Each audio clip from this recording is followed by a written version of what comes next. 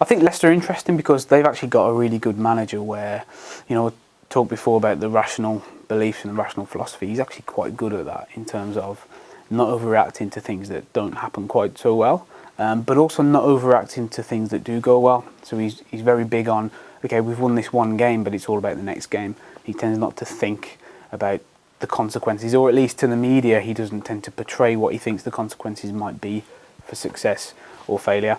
And I think that's probably the best thing Leicester can do, really, is try to keep their heads a little bit and not get too overexcited when they fail and not get too overexcited when they succeed. And your response to success and failure can be quite similar, really, in a sense that it comes back to simplification. Let's just focus on the next task. What are our jobs in the next game, rather than thinking of what does this loss mean for the rest of the season? What does this loss mean for Leicester Football Club?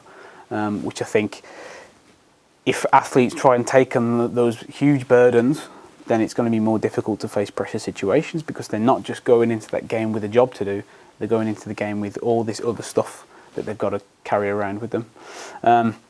So I think the best thing for Leicester at the moment would be, to kind of just keep calm, keep their heads, keep doing their jobs.